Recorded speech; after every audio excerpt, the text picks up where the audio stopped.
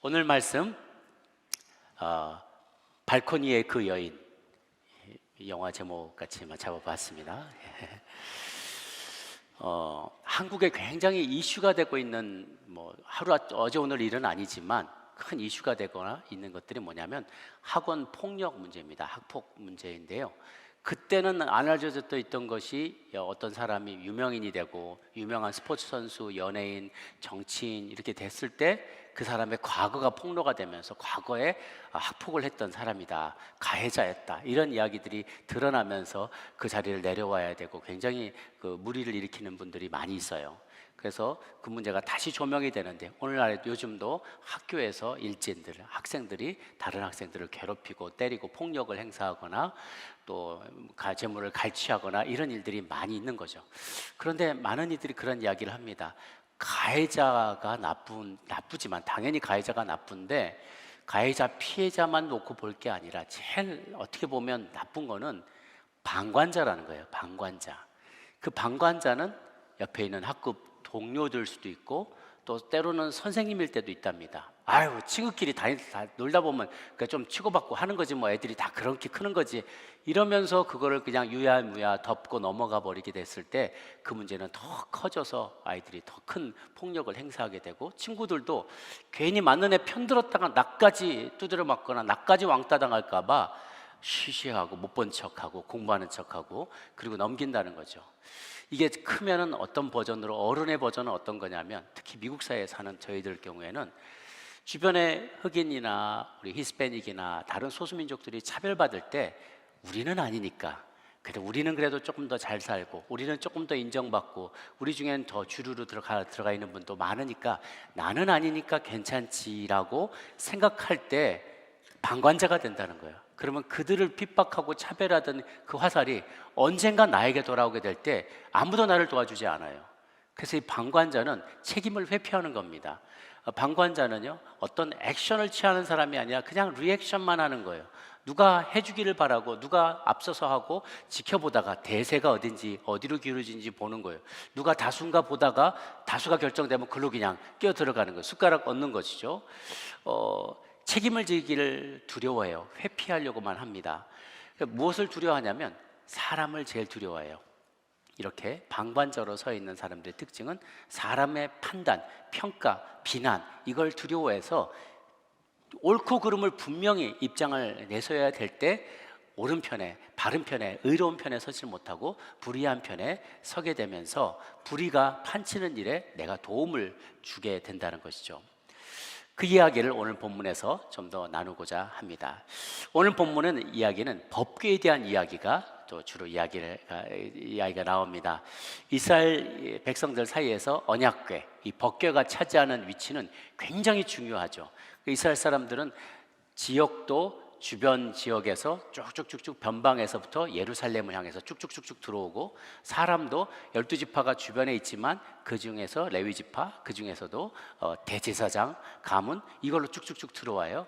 위치를 사람 봤을 때도 회막 주변으로 쫙 그 사람들이 12지파가 배치되어 있고, 그 다음에 가운데 회막이 있고, 그 회막 모이는 장막이 있고요.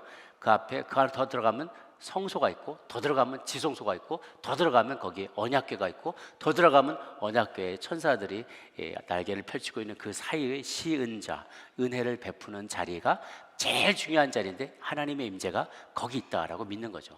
그래서 이스라엘에게 언약궤는 매우 중요해서 아무나 그것을 다루지 못하게 합니다. 성물을 다룰 때 레위 지파 중에서도 게르손, 고핫, 무라리인데 고핫 자손이 그 성물을 지고 나르도록 되어 있어요. 그 천막을 다 브레이크다운하고 다른 지역으로 이제 구름기둥, 불기둥을 따라서 움직이게 되면 언약궤를 든 제사장이 맨 앞장서서 가고 그 뒤로 12지파가 딱 행렬을 따라갑니다. 그러면 이 언약궤가 먼저 가서 나쁜 사막의 전갈이나 나쁜 그 해로운 곤충들이나 주변의 것들을 다 없애주고, 그것이 신비로운 능력으로 이스라엘 지파들을 보호해 준다고 했어요. 가서 정착을 딱 하면 그 주위로 12지파가 이제 진을 치게 되는 거죠.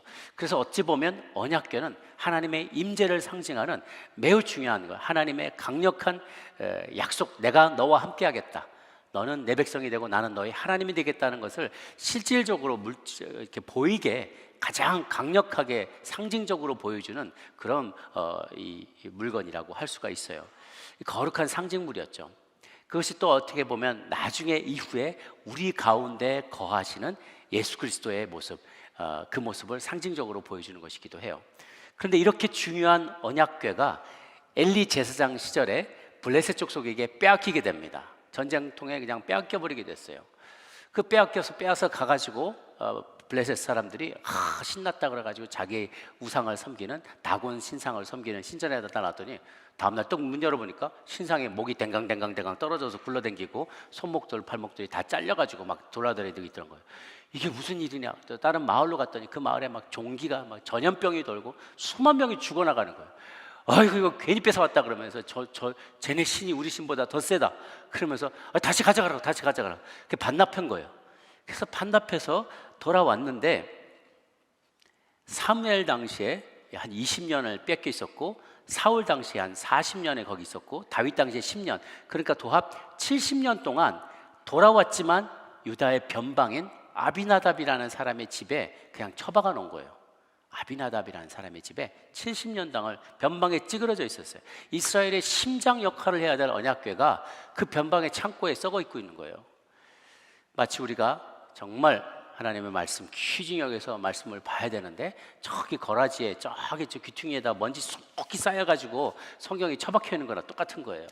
그 말씀이 그 언약궤가 거기 처박혀 있는 것을 나중에 다윗이 깨닫고 이게 다윗이 자기 나라 왕이 된 지 10년이 지났는데 이제 70년 동안 이 언약궤가 거기 있었단 말이에요. 이 언약궤가 하나님의 임재를 상징하는 언약궤가 거기 이렇게 처박혀 있는 거 너무 가슴 아프다. 내가 이제 왕이 됐고 이제 통일 왕국을 이루게 됐는데 하나님이 통치하시는 신정 국가 그걸 내가 만들어 보자. 그러려면 하나님의 임재가 수도 예루살렘으로 들어와야 돼요. 그래서 언약궤를 가지러 가는 거죠. 오늘 본문보다 앞선 사무엘하 6장 첫 번째 절을 보면 3만 명을 뽑았다 그래요.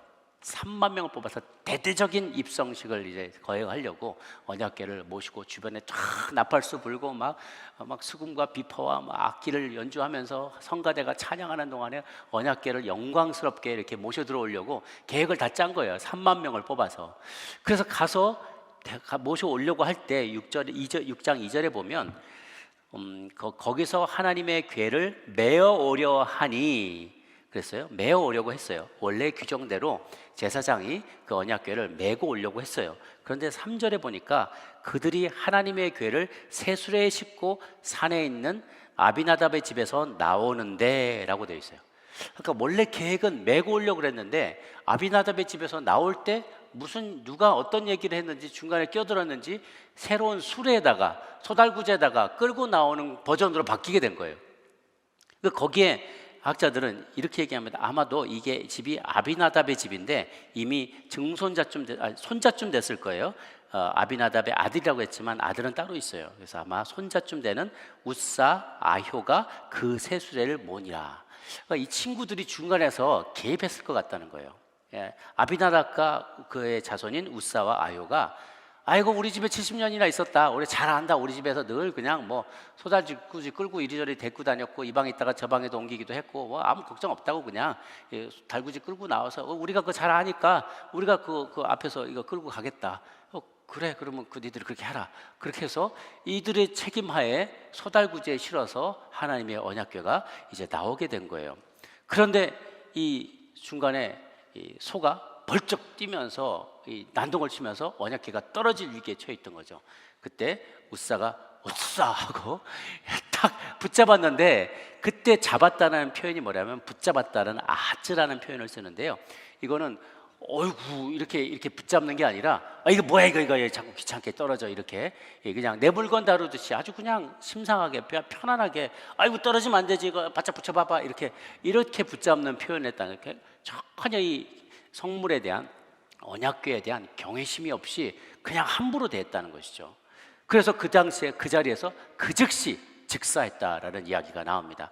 원래는 어떻게 했어야 되냐? 민수기 4장 15절 말씀 한번 같이 읽어보도록 할까요? 시작. 진영을 떠날 때 아론과 그의 아들들이 성소와 성소의 모든 기구 덮는 일을 마치거든 고앗 자손들이 와서 맬 것이니라. 그러나 성물은 만지지 말라. 그들이 죽으리라. 회막 물건 중에서 이것들은 고앗 자손이 맬 것이며, 그래서 고앗 자손이 구별된 제사장의 가문에 고앗 자손이 이것을 메고 나가라고 했던 거예요. 그런데 그것을 어기고 소달구제 달달달 끌고 가다가 그냥 뚝 떨어지는 것을 막으려 가다가 그 변을 당하게 된 거죠. 큰일 났습니다. 이 3만 명이 지켜보는 앞에서 사람이 죽은 거예요. 언약궤를 모시고 다 사람들이 깜짝 놀라면서 야, 이거 안 되겠다 이러다가 또 딴 사람이 누가 가까이도 안 가려는 거예요. 이거 네가 대신 매라. 저요? 왜요? 내가요? 요즘 질문 많이 한다잖아요. 네가 젊은 MZ에 너가 해라 그러면 저가요? 왜요? 내가요? 계속 질문한다. 그 옆에 있던 MZ에 대해 네가 매라 그랬더니 저가요? 그러면서 깜짝 놀라서 막 다 도망가는 거예요. 어쩔 수 없이 그 바로 옆에 오벳 에돔이라는 사람의 집으로 서둘러서 언약궤의 방향을 돌려서 거기 머물게 됩니다. 그런데 이거는 그가 본인이 원하지 않았다면 그렇게 할 수 없었을 거예요. 사람들이 다 두려워했을 때 아마도 오벳 에돔이 그러면 저희 집이 가까우니까 저희 집으로 모시죠 라고 아마도 자원했을 거라는 거예요. 왜냐하면 사람들이 다 어휴 이러다가 우리 집안 다 망하는 거 아니야 다 두려워했을 때 그는 오케이 했단 말이죠. 그 오벳 에돔은 레위 지파 사람이었어요. 그리고 그 뒤에 나오는 스토리를 볼 때 그는 매우 신실한 사람이 틀림이 없었습니다. 그 집에 석 달 동안 언약궤가 보관이 됩니다. 사무엘하 6장 11절 같이 읽습니다. 시작.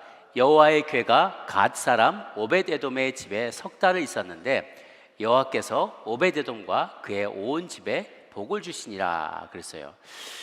그런데 70년 동안 법궤를 모셨도 그 무수한 세월 동안 있었어도 은혜와 축복이라고는 조금도 찾아볼 수 없었던 아비나답, 오히려 그 자손들이 중에 우사가 죽음을 맞게 됐던 그 집안에 비해서 법궤를 모신 지 불과 석 달밖에 안 됐는데 오벳 에돔의 집은 엄청난 축복을 받았다는 거예요. 후세 역사가인 요세푸스가 증언하는 바에 의하면 그 집이 몹시도 가난했다고 합니다. 그런데 이 석 달 안에 엄청나게 큰 부유한 부자가 되었고요. 더 중요한 것은 다윗 때에 그의 자손이 있던 자손 62명이 법궤를 지키는 문지기로의 제 직분을 감당하게 됐다는 거예요. 어찌 보면 이스라엘 공무원 세계 중에서 가장 영광스러운 자리를 차지하고 있는 거예요. 법궤를 지키는 사람, 우리로 치면 교회 열쇠 갖고 있는 사람이 유일하게 마스터키를 가진 사람이나 다름없어요. 그가 이 법궤를 지키는 자녀가 62명이 그 가운데 나왔다는 것이죠. 우리가 그런 생각을 합니다. 궤, 지고 가야 될 궤는 어떤 이들에 보면 이거는 무거운 짐이라고 생각할 수 있어요. 이 무거운 짐을 또 지고 가야 돼. 이 짐을 우리 집에서 모셔야 돼. 이걸 내가 아침 저녁으로 잘 돌보면서 내가 봉양을 해야 돼. 우리 인생에서 우리들이 짐스럽게 여기는 존재들이 있을 수 있습니다. 그것은 내가 봉양해야 될 가족이나 부모님이나 병든 환우 가족일 수도 있고요. 또 내가 직장에서 맡은 큰 책임일 수도 있고요. 교회에서 감당하고 있는 어떤 사역의 짐일 수도 있어요. 우리가 생각할 때 이 짐만 아니면 내가 이 부담감만 아니면 내가 하고 싶은 거 마음대로 하며 살 텐데 과연 그럴까? 믿지 않는 이에게는 이게 짐 같고 걸림돌 같고 회방하는 돌 같아요. 그런데 믿는 이들에게는 모퉁이 돌이고 반석이 되고 귀중한 돌이 된다는 거예요. 오히려 이건 내게 짐이 아니라 이것 때문에 내가 복을 받는 큰 요인이 된다는 거예요. 여러분, 오벳 에돔은 언약궤를 짐으로 생각하지 않았습니다.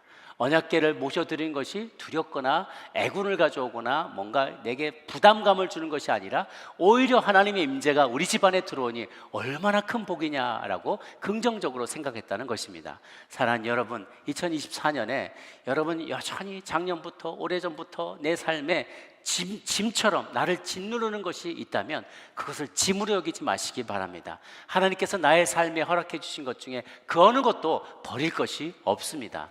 하나님은 저와 여러분을 너무나 잘 아시기 때문에 그것을 우리 가운데 허락해 주셔서 그것을 통해서 오벳 에돔이 모셨던 언약궤처럼 내 삶에 허락하신 그 짐을 통하여 놀라운 축복을 가져다 주시리로 믿으시기를 바랍니다.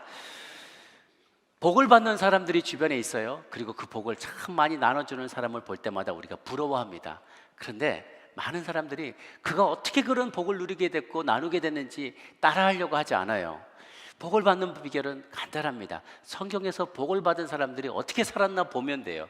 세상에서도 믿는 이들 가운데 어떻게 하나님이 주신 복을 누리고 그걸 유통하는지를 잘 보면 우리도 따라할 수 있습니다. 아무쪼록 금년에 여러분 복을 많이 받으시길 바랍니다. 더 중요한 것은 그 복을 많이 나누시기를 바랍니다. 아멘. 다윗은 이 오베데돔에게 하나님이 놀라운 복을 주셨다는 소식을 듣고 한 걸음에 달려가서 다시 이 언약궤를 예루살렘 성으로 모시고 들어오는 이 프로젝트를 재개하려고 시작을 합니다. 그때 3만 명이었으니까 이번에도 그에 못지않은 인원을 동원했겠죠. 준비된 성가대와 여러 악기들과 또 여러 군사들을 쫙 도열하고 사방에서 찬양하고 그러는 가운데 영광스러운 자리에서 그 언약궤를 모셔드리고 할 때 다윗이 얼마나 기뻤겠어요. 자기에게는 항상 뒤에 공간이 비어 있는 거예요. 내가 하나님이 다스리는 나라에 도구로 왕으로 쓰임받고 있는데 하나님이 안 계셔. 하나님의 임재를 느낄 수가 없어요. 그리고 늘 얼마나 마음이 공허했겠어요. 모셔 올려다가 실패했고 맹꽁이 같이 내가 왜 그걸 그렇게 했을까? 언약궤 그렇게 나르면 안 되는 건데 왜 내가 그렇게 했을까? 계속 이렇게 후회하다가 이제 다시 기회를 얻어서 이번에는 제대로 하는 거예요. 사무엘하 6장 14절 15절 오늘 본문 말씀 다시 읽습니다. 시작. 다윗이 여호와 앞에서 힘을 다하여 춤을 추는데 그때에 다윗이 배 에봇을 입었더라. 다윗과 온 이스라엘 족속이 즐거이 환호하며 나팔을 불고 여호와의 궤를 메어 오니라 그랬어요. 여기 보니까 그가 배 에봇을 입었다. 이건 평민의 옷인데요. 약간 원래 입는 옷에다가 덧입는 그런 느낌이 조끼 같은 앞에만 이렇게 입는 그런 왜 대장장이들이나 우리가 약간 에이프런 옷 입듯이 앞에다 이렇게 쭉 입는 것 있잖아요. 그러니까 몸을 다 가리는 게 아니라 팔다리가 다 노출되어 있는 거예요. 그러니까 약간 그 왕이 원래 왕관 쓰고 그 왕께 로브를 쫙 입고 다 칭칭 감고 이러고 탁 권위 있게 다니던 왕이 왕관도 벗어버리고 그냥 앞에 대장장이 있는 뭐 에이프런 같은 거 하나 덜렁 입고 팔다리 다 노출된 모습으로 무슨 춤을 췄는지 모르겠어요. 막 춤을 췄는지 막 그 춤을 추고 앞에 나오니까 이게 보는 거에 따라 다른 거예요. 이게 정말 하나님의 임재 앞에서 어린아이 같이 춤춘다라고 생각하면 야 우리 왕 너무 대단하다라는 생각이 들 텐데 그냥 인간적인 몸을 보면 왕이 채시는 머리 없이 다 드러난 옷을 입고 막 춤추고 있다 이렇게 볼 수가 있잖아요. 다윗은 그것을 사람들의 눈치를 두려워하지 사람의 눈총을 신경 쓰지 않았어요. 그가 지난번에 당했던 그 일로 좌절이 컸던 것만큼 너무나 기쁜 마음으로 온 몸을 다해 온 힘을 다해서 춤을 췄던 거죠. 그 앞에서 여호와의 그 언약궤 앞에서. 그런데 우리가 그 결론을 알기 때문에 이건 참 아름다운 이야기다. 다윗처럼 춤을 추면서 우리가 찬양도 하잖아요. 아 그래 우리는 그렇게 춤추는 게 맞아 라고 생각을 하지만 그 당시에 여러분이 다윗의 입장에 대보다면 이거 쉽지 않은 결정입니다. 왜냐하면 바로 석 달 전에 그렇게 그 앞에서 제대로 못해가지고 사람이 죽어나갔단 말이에요. 그 내가 또 할 때 내 죽지 않으라는 보장이 없잖아요. 이번엔 잘해야 되는데 두렵고 떨림으로 경외하는 마음으로 중요한 결정을 내린 거죠. 그 앞에서 내가 전심을 다해서 춤을 출 것이다. 그의 마음에 긴장되고 두려운 마음이 있었지만 하나님의 임재에 대한 강렬한 열망과 그분과 동행할 때 누리게 될 놀라운 축복에 대한 확신이 있었기 때문에 그는 어찌 보면 생명의 위협까지도 느낄 수 있었지만 법궤 앞에서 춤추며 그 행렬을 인도했던 것이죠. 그런 놀라운 하나님의 사람 예배자였습니다. 그런데 그와 대비되는 자리에 대비되는 태도로 서 있었던 사람이 있어요. 바로 발코니 위의 그녀, 이름하여 미갈이었습니다. 발코니에서 팔짱을 척 끼고 내려다보면서 꼬운 눈으로 쳐다보면서 아이고 저거 남편이 저거 뭐 하는 짓이냐, 저게 왕이 채신머리 없어 저거 뭐 하는 거냐, 발코니에서 이리저리 내다보는 냉랭한 눈빛으로 내려다보는 것이죠. 어느 신학자는 이 두 사람을 다르게 이렇게 표현합니다. 길 위에 선 인생과 발코니에서 내다보는 인생, 두 가지는 너무 다르게 대비가 된다는 거예요. 길 위에서 달리는 인생은 늘 삶의 문제와 치열하게 싸웁니다. 치열하게 고민합니다. 때로는 반대 부딪히기도 합니다. 실패하기도 하고 성공하기도 하고 순례의 길을 다니면서 또 많은 어떤 경우에는 번뇌하면서 때론 죽기도 하고 살기도 하고 그런 일들이 다 길 위에서 일어나요. 길 위에서 직접 뛰고 달리고 싸우고 행하는 무엇인가를 참여하는 사람의 운명은 위험합니다. 항상 위험에 노출되어 있는 것이죠. 그렇지만 한 가지는 분명해요. 길 위에서 행하는 사람은 목표를 향해 한 걸음씩 한 걸음씩은 나아간다는 거예요. 두드려 맞든지 깨지든지 실패하든지 사람들에게 비난을 받든지 어쨌든지 간에 이 사람은 길 위에서 계속 목적지를 향해서 한 걸음 한 걸음 나아간다는 것이죠. 반면에 발코니에서 내려다보는 인생은 어디 가지 않아요. 늘 발코니에 있어요. 늘 사람을 지켜보고 판단해요. 발코니가 왜 유럽에도 보면 발코니에서 티테이블 하나 딱 갖다 놓고 편하게 티타임 가지면서 마시면서 홀짝홀짝 마시면서 저 사람은 꼴이 뭐냐, 왜 저런 옷 입고 다니냐, 쟤는 왜 오늘 배달을 늦게 오냐, 뭐 계속 참견하고 뭐 간섭하고 판단하고 평가하고 그래요. 왜또 미국에서도 이렇게 중부나 이런 데 가보면 백인분들이 많이 사는 마을에 가면 꼭 그 집 앞에 발코니 뭐가 있어서 흔들어져 있잖아요. 흔들어져 앉아가지고 지나가는 사람 다 참견하잖아요. 할머니 할아버지들, 너 왜 이제 왔냐, 너 애 뭐 하냐, 뭐 남편은 잘 지내냐, 그 뭐 걔는 그만 걔가 똥 쌌다 그러면서 계속 그 앞에서 간섭해요. 그런데 직접 내가 뭘 하지는 않는다는 거예요. 내 의견을 내고 비판하고 하지만 뭔가를 움직이지 않아요. 진보하지 않고 나아가지 않고 계속 이렇게 판단하는 것이죠. 미갈이 그런 사람이었어요. 미갈을 표현할 때 뭐라고 했냐면 성경에 아까 16절에 보면 사울의 딸 미갈이 창으로 내다보다가 그랬어요. 사울의 딸 미갈이. 미갈을 왜 사울의 딸, 지금 결혼한 지 한참 됐잖아요. 다윗의 아내 미갈이라고 하질 않고 사울 전 왕이었던 사울의 땅 공주의 신분이었던 그 미갈이 다윗을 보고 뭐라고 했느냐, 창으로 내다보다가 다윗 왕이 여호와 앞에서 뛰놀며 춤추는 것을 보고 심중에 그를 업신여기니라, 업신여겼다는 거예요. 그의 마음에 높은, 아직도 다윗 왕의 아내로서 왕비로서가 아니라 사울 왕의 영광을 재현하는 어떤 공주로서의 자기 그 아이덴티티가 있는 거예요. 그래서 제가 우리 아빠는 저 안 그랬는데 꼭 자기 아빠하고 자기 남편을 비교를 해요. 여러분 가운데 그런 분이 없으시길 바랍니다. 우리 아빠는 뭐 또 잘했는데, 뭐 또 잘 고쳤는데, 운전도 잘했는데, 뭐 요리도 잘했는데 기죽이는 거예요. 특히 그런데 여기 사울 왕은 하나님 눈에 선한 왕이 아니었어요. 그는 어떻게 보면 정치적으로 하나님의 임재를 이용하기를 원했어요. 그래서 하나님의 임재가 널 떠났다, 너 더 이상 왕이 되지 않을 것이고 다른 사람을 세울 것이다.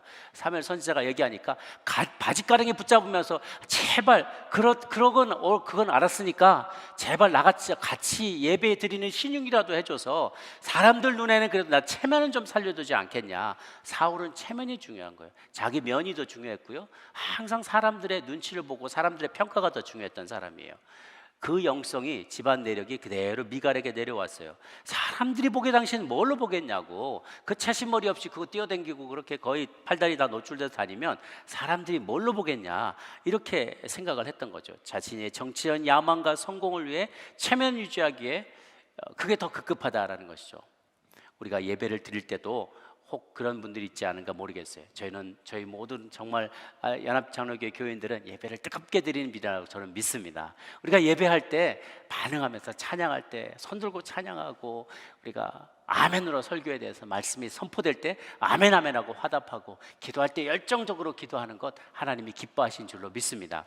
그게 다윗과 같이 예배하는 거예요. 그런데 혹 여러분들 가운데 왜 자꾸 손 들라 그래, 팔도 아파 죽겠는데, 자꾸 왜 또 뭐 조용히 기도하지, 왜 자꾸 뭐 막 시끄럽게 새벽에 막 좀 조용히 하세요. 옛날에 그런 분이 있었대. 누가 열심히 기도하는데 좀 조용히 기도하세요.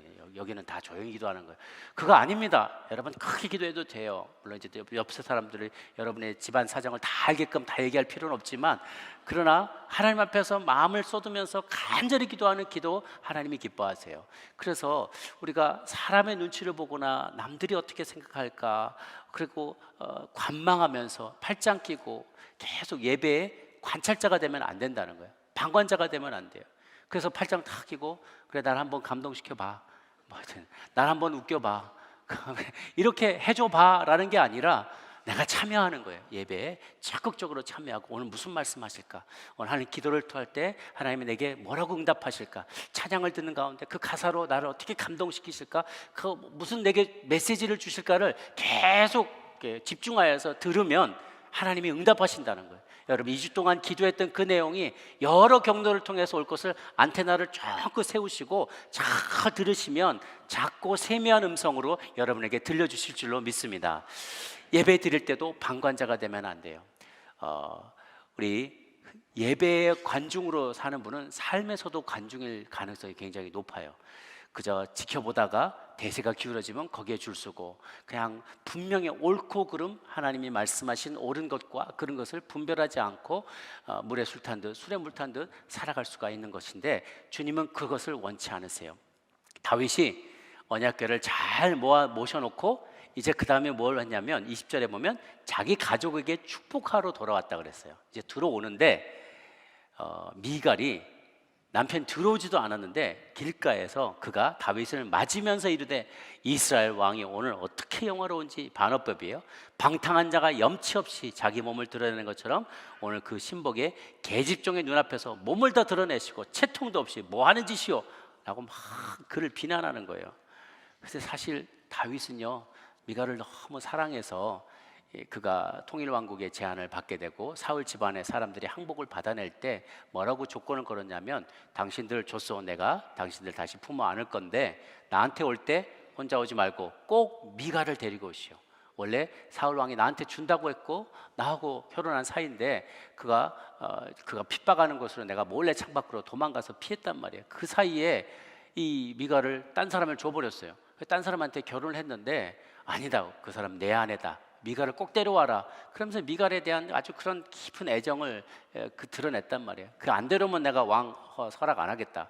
그래서 꼭 그 여자를 데려올 정도로 미갈을 사랑했고, 미갈이 그 중간에 다른 남자에게 갔었어도 그걸 뭐 나무라지 않았어요. 네가 아버지가 그렇게 보냈으니 어쩔 수 없었겠지, 그걸 뭐라 하지 않았어요. 그런데 이번만큼은 다윗이 화를 냅니다. 왜? 그런 인간간의 관계가 아니라 우리와 하나님과의 관계인데, 하나님의 임재에 대한 문제이고 신앙의 핵심의 중심에 대한 부분인데, 이 여자가 당신이 무슨 정신이냐, 지금 제정신이냐, 우리가 지금 얘기하는 게 하나님의 임재에 대한 거다. 그러면서 그가 이렇게 얘기합니다. 21절 22절 같이 한번 읽도록 하겠습니다. 시작. 다윗이 미갈에게 이르되 이는 여호와 앞에서 한 것이니라. 그가 내 아버지와 그의 온 집을 버리시고 나를 택하사 나를 여호와의 백성 이스라엘의 주권자로 삼으셨으니 내가 여호와 앞에서 뛰놀리라. 내가 이보다 더 낮아져서 스스로 천하게 보일지라도 네가 말한 계집종에게는 내가 높임을 받으리라 한지라. 아멘. 내가 이렇게 춤춘 것에 대해서 비난한 건 미갈, 당신의 생각이 천박하다. 나는 여호와 앞에서 춤춘 것이다. 하나님께서 당신의 집안이 아니라, 그래서 미갈에 뜨끔했을 거예요. 미갈은 항상 내가 당신이 왕된 거, 내가 그래도 왕의 사위가 됐었기 때문에 왕된 거지, 내 덕을 본 거지, 이런 생각이 계속 마음 가운데 은연중에 높은 마음, 교만한 마음이 있었던 거예요. 그런데 하나님이 당신 집안을 버리셨다는 거예요. 당신 집안을 버리시고 나를 택하셨고 나를 이스라엘의 주권자로 삼으셨기 때문에 내가 그분 앞에서 내가 뭔 일인들 못하랴, 무슨 춤인들 내가 못 추랴, 그렇게 얘기하고, 만약 이거보다 내가 더 천해져야 된다? Fine, 나 그것도 하겠다. 그러면 이거보다 바닥에 기라고 해도 나는 기겠고 개처럼 멍금멍금 기어다니라도 나는 그렇게 하겠다는 거예요. 그런다 할지라도 당신이 말했던 것처럼 그런 계집종에게 내가 오히려 높임을 받을 것이다. 왜냐하면 하나님이 이스라엘의 왕이시고 참된 왕이신 것을 모두가 다 알고 있기 때문에 내가 그 앞에서 무슨 짓을 하더라도 사람들은 그 겸손한 모습을 더 오히려 칭찬하고 박수칠 것이다 라고 이야기를 하는 것입니다. 이 미갈은 결코 위험을 감수하는 사람이 아니었어요. 늘 구경하며 참견하며 훈수두며 길 위에 행하는 사람이 어떠한 위협에 노출되고 어떠한 위기 가운데서도 그 일을 헤쳐나가고 있는지, 무엇을 감수하고 결단하고 이렇게 나가는지에 대해서 관심 없었어요.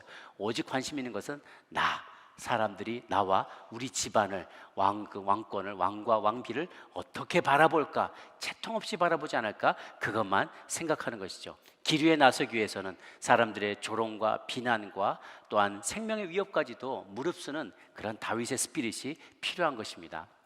오늘날 많은 사람들이 구경하는 걸 좋아해요. 불구경하는 거, 교통사고 구경하는 거, 싸움 구경하는 것까지 좋아합니다. 운동 경기장을 처음 10,000원을 이루고요, 그리고 K-팝 스타니 무슨 미국의 팝스타니 공연장도 수만 명이 미어 터지죠. 그 유튜브에 중계되는 것, SNS에 나오는 것, 틱톡에 나오는 것 다 구경하는 걸 좋아합니다. 내가 직접 뭔가를 하기보다는 남들이 한 거를 뒤다보고 구경하는 거 보는 거를 너무너무 좋아해요. 어쩌다 보니 우리가 무대의 구경꾼,